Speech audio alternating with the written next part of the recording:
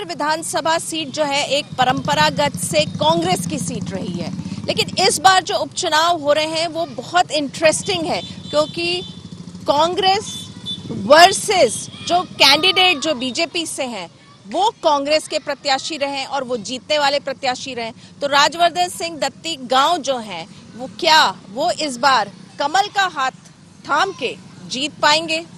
और कांग्रेस के पास जो मुद्दे हैं कि आपने 1.5 साल के अंदर ही जो उपचुनाव करा दिया और उसका जो रोष जो है जनता के बीच में है, और कांग्रेस जो बार बार इस मुद्दे को बार बार अंडरलाइन करती है कि गद्दार वर्सेस वफादार, बिकाऊ वर्सेस टिकाऊ, क्या ये मुद्दे इस बार उपचुनाव में टिक पाएंगे?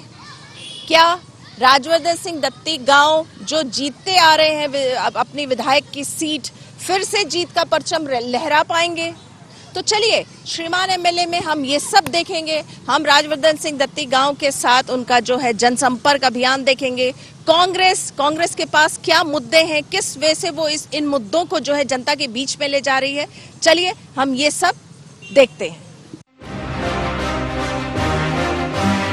बदनावर विधानसभा मध्य प्रदेश के धार जिले की एक सीट है। ये मालवा इलाके में पड़ती है। 1957 से अब तक 14 चुनाव हुए हैं, लेकिन कभी ऐसा मौका नहीं आया कि उपचुनाव करवाना पड़े। पहली बार ही ऐसी नौबत आई है जब यहाँ उपचुनाव होगा।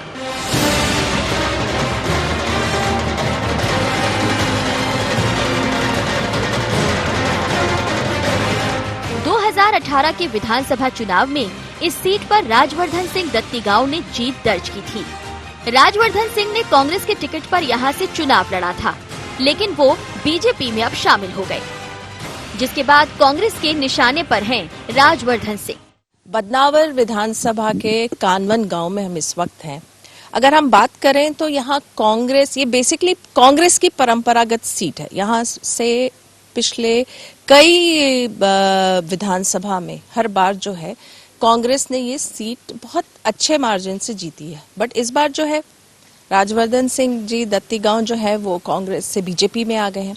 अब कांग्रेस में यहाँ लगभग 15 लोगों की जो है एक लिस्ट है, जो उम्मीदवार हैं, जो उम्मीद कर रहे हैं कि उनमें से किसी एक को जो है पार्टी जो टिकट देगी। एक प्रत्याशी हमारे साथ हैं, कमल सिंह पटेल। आइए हम उनसे बातचीत करते हैं। आपको ये बेसिकली परंपरागत तो कांग्रेस की सीट है, लेकिन इस बार भी कांग्रेस की सीट रहेगी, क्योंकि जो हम पूर्व विधायक राजवर्धन सिंह जी जो कांग्रेस से बीजेपी में गए हैं, उससे हर छोटे वर्ग से बड़े वर्ग तक जो उनको 85,000 वोट दिए थे और उनको जिताए थे, उस उम्मीद पर हर छोटा वर्ग बड़ा वर्ग सब नाराज हैं, क्योंकि इस बदनावर तहसील में ये पहली मर्तबा हुआ कि ऐसे जो विधायक हमने चुनकर पहुंचाए थे वो हमारी पार्टी से गद्दारी करी है। इसलिए वो हमारी बदनावर तहसील में एक बहुत बड़ा आक्रोश है। ठीक है, लेकिन इसका दूसरा रूप भी तो आप देखिए कि बदनावर को पहली बार 70 साल में एक मंत्री मिला है। तो इस बार जब वोट होगा उपचुनाव का तो लोग मंत्री को चुनेंगे। यहाँ मंत्री नहीं है, वो आज उद्योग मंत्री बराबर डाल रहे हैं, पर वो उद्योग मंत्री के नाते नहीं है। वो एक ग्राम पंचायत के मंत्री जैसे, कोई उद्योग मंत्री होता तो उसको डायरेक्टली अधिकार होते थे। आज वो उद्योग मंत्री नहीं है, इसलिए कोई मंत्री का यहाँ फोकस नहीं पड़ेगा। आम जनता तो ये चाहती है कि हमारे साथ गद्दारी की है, इसलिए हम उनको वोट नहीं देंगे। हम इस वक्त बखतगढ़ में हैं। हमारे साथ है हरि नारायण सिंह जी, जो कि कांग्रेस से उनको उम्मीद है कि कांग्रेस उनको इस बार उपचुनाव के लिए टिकट देगी। आइए हम उनसे बातचीत करते हैं। आपके ही जो प्रत्याशी थे जिनको आप लोगों ने अभी 1.5 साल पहले जिताया था, वो अब बीजेपी से लड़ रहे हैं, तो क्या यहाँ तो कांग्रेस की बहुत अच्छी है और शायद सबसे ज्यादा लीड मिलेगी आपके कांग्रेस को यहाँ से, क्योंकि ये जो बिना टाइम के और सिर्फ 15 महीने वापस चुनाव में जो झोंका गया है, उससे लोग भी काफ़ी हताश हैं, क्योंकि लोगों को इतना अभी खेती का काम है, फिर आपके ये कोरोना का डर है, ये सभी मिला के लोग खुश नहीं है इस डिसीजन से जो अभी अब पूर्व विधायक ने लिया है। आपको लगता है कि ये डिसीजन सही नहीं है उनका, लेकिन बदनावर को पहली बार मंत्री भी तो मिला है।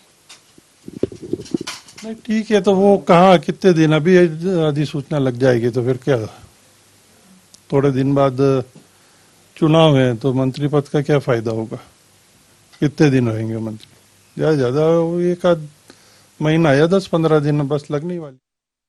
IND 24 में इस वक्त मेरे साथ अभिषेक सिंह राठौड़ हैं। हम इस वक्त बदनावर क्षेत्र में हैं, विधानसभा में। तो चलिए हम बात करेंगे। अभिषेक जी, आपको क्या लगता है कांग्रेस का इस वक्त, कांग्रेस के लिए यहाँ माहौल कैसा है बदनावर में?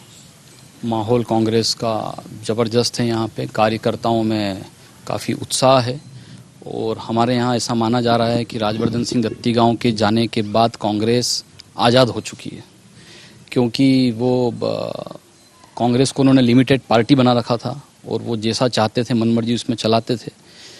कार्यकर्ताओं का पार्टी में दम घुटता था। उनके जाने के बाद पार्टी डबल हो चुकी है, कार्यकर्ताओं में ज़्यादा जोश है और आज़ाद हो चुकी है। कांग्रेस आजाद हो गई है, आप कह रहे हैं राजवर्धन सिंह के जाने के बाद। अगर आजाद हो गई है तो आप कांग्रेस नहीं कि से ही सीट से तो वो लड़ते थे, टिकट से लड़ते थे और जीतते थे, फिर आप ही लोग तो जिताते थे, कार्यकर्ता ही तो मेहनत करते थे। जी देखिए, कार्यकर्ता मेहनत करते थे इस उम्मीद में कि वो क्षेत्र के लिए विकास करेंगे, लेकिन क्षेत्र के विकास की बजाय उन्होंने खुद के विकास को ज़्यादा ज़रूरी समझा और अपोजिट पार्टी के साथ हाथ मिलाकर और कार्यकर्ताओं की बलि चढ़ाकर वो दूसरी पार्टी में चले गए और ऐसे गद्दारों को जनता माफ़ नहीं करेगी। तो गद्दार वर्सेस जो वफादार का जो इशू कांग्रेस उठा रही है, आपको लगता है वो इस चुनाव में रंग लाएगा, वो ये इशू रंग लाएगा?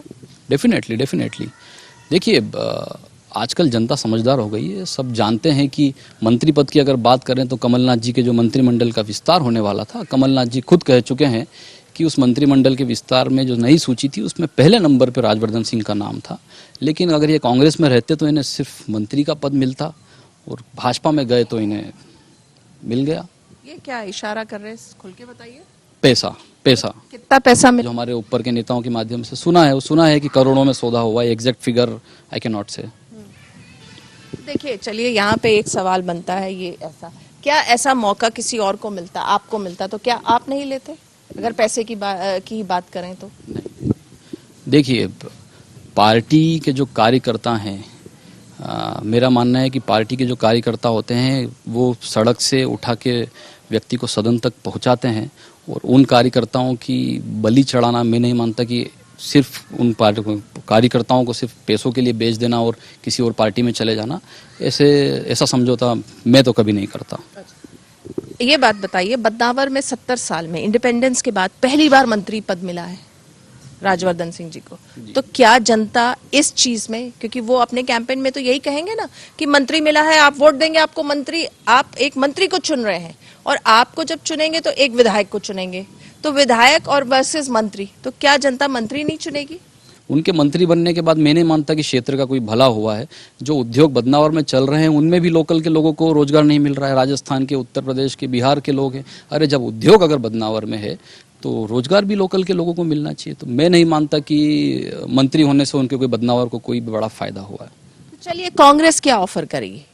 कांग्रेस के पास क्या है क्षेत्र को देने को? चलिए, हम राजवर्धन सिंह की बात नहीं करते हैं, बीजेपी की बात नहीं करते हैं, कांग्रेस की बात करते हैं। कांग्रेस क्या देगी? कांग्रेस क्या दे रही है जनता को, या क्या देगी? देखिए, कांग्रेस ने जो हम 15 महीने वर्सेस 15 साल के पैटर्न पे हम चुनाव लड़ने जा रहे हैं, 15 महीने में जो कमलनाथ जी ने कार्य किए हैं, चाहे वो कर्ज माफ़ी के चरणबद्ध तरीके से उन्होंने करा हो, चाहे वो गौशालाओं की योजना हो, चाहे विधवा पेंशन को डबल करना हो, चाहे बिजली बिल का आप मुद्दा देखिए कितना चल रहा है। मुझे तो लगता है कि जो विधायकों को इन्होंने पैसा देके खरीदा है वो सारा जनता से बिजली के बिल के रूप में वसूल रहे हैं ये लोग। तो बिजली के बिल में कमलनाथ जी ने काफ़ी अच्छा काम किया। अच्छी सरकार काम कर रही थी और आगे और अन्य योजनाएं थी। उनकी सरकार वापस आती है तो पुनः हम जो बिजली बिल वाली चीज़ें हैं, कर्ज माफ़ी को वापस हम चालू करेंगे और प्रदेश को समृद्ध बनाएंगे। यहाँ पे जो बात आ रही है, मुद्दा जो आ रहा है सामने, वो बेसिक जो समझ आ रहा है वो ये है, note versus vote. Congress versus BJP नहीं है इस उपचुनाव में। इस उपचुनाव में जो है मेन जो इशू है और जो मुद्दा है वो यही है, बिकाऊ वर्सेस टिकाऊ। और भाजपा जो बार बार कहती है कि सत्ता का चीरहरण हुआ है, तो क्या ये मुद्दा जनता तक उस लेवल तक गया है कि जनता में आक्रोश आए और जनता जो है एक सिरे से वो उन विधायकों को नकार दे जो कांग्रेस का हाथ छोड़ के कमल को अपना चुके हैं। तो ये सारे जो बिंदु हैं ये बहुत इंपॉर्टेंट है।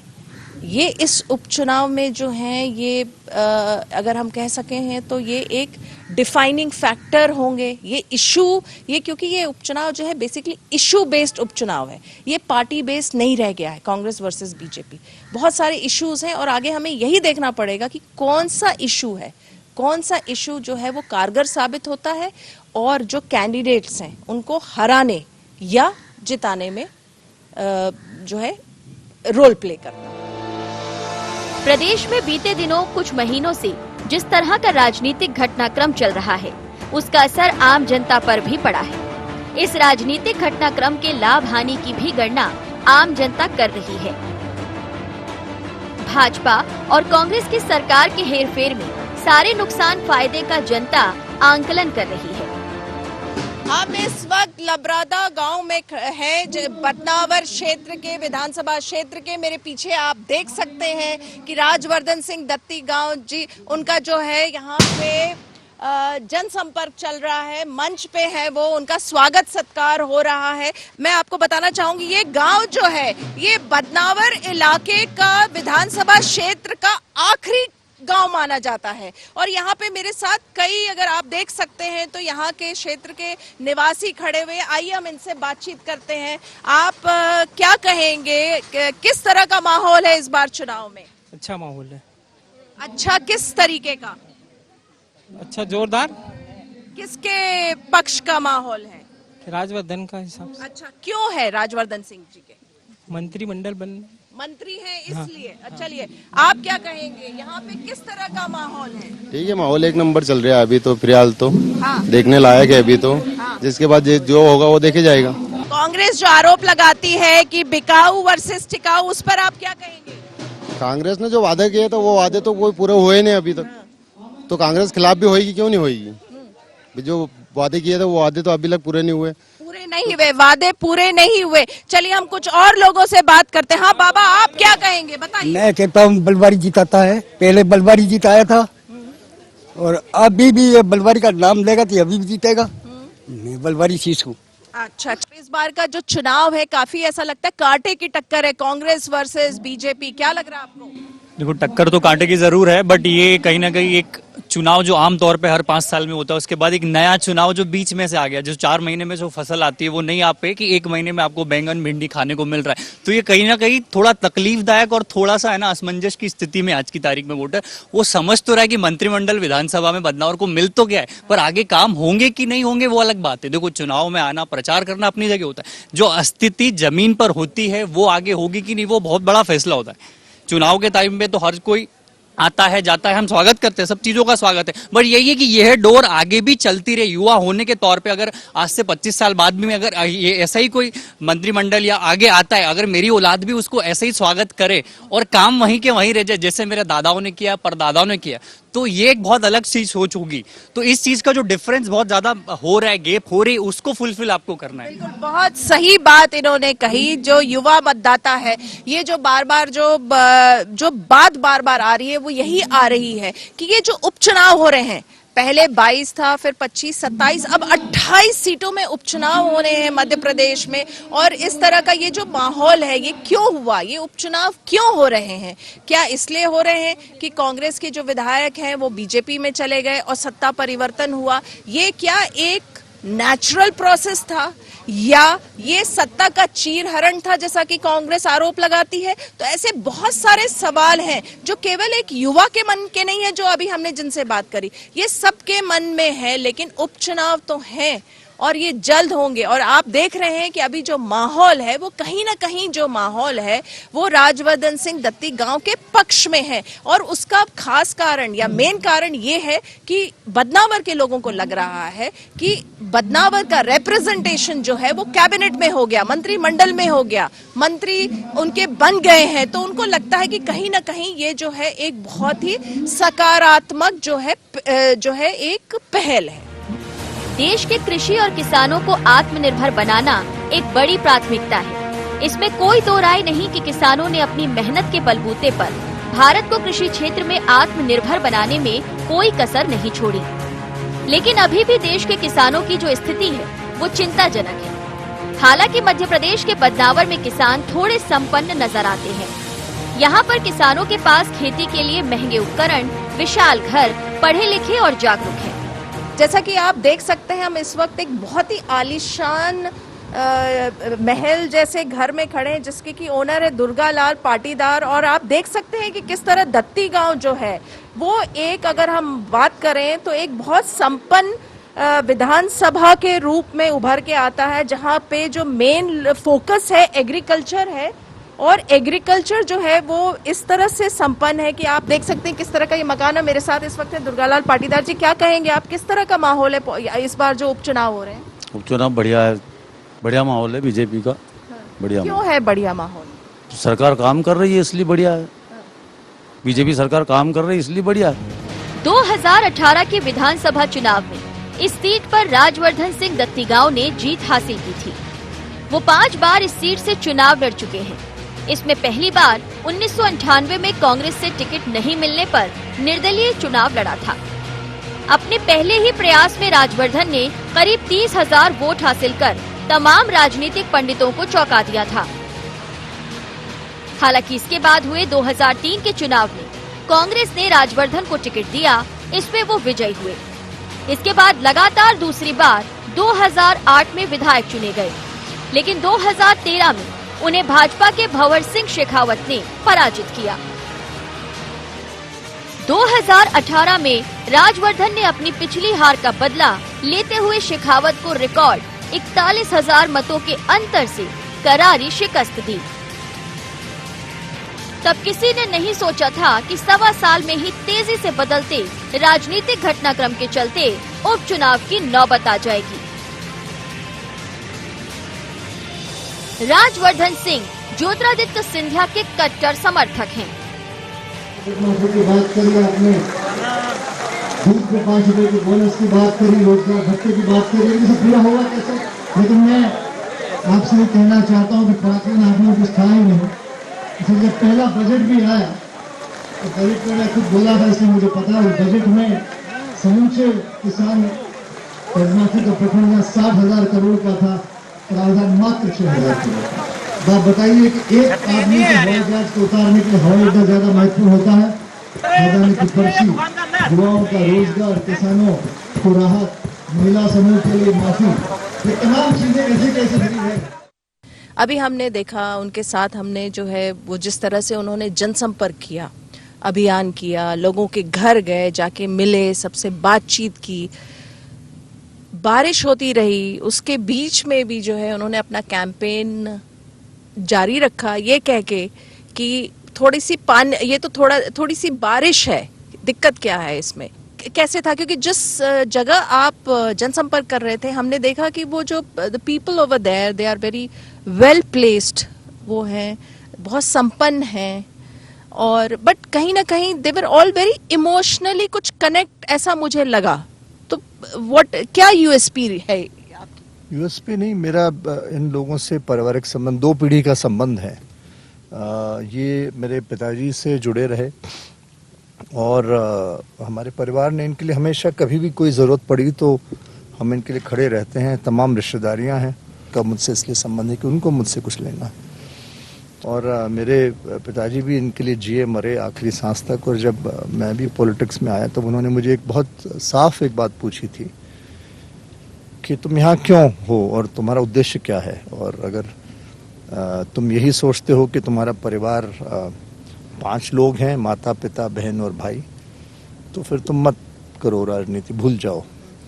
और अगर ये सोच के अब यहाँ पे हो कि अब मुझे सर्वस्व समर्पित करना है जनहित में, तो फिर ये मान के चलो कि ये आपका समग्र परिवार यही है, दिस इज योर फैमिली, और यही आपका जीवन है, अब ये आपकी जिंदगी है।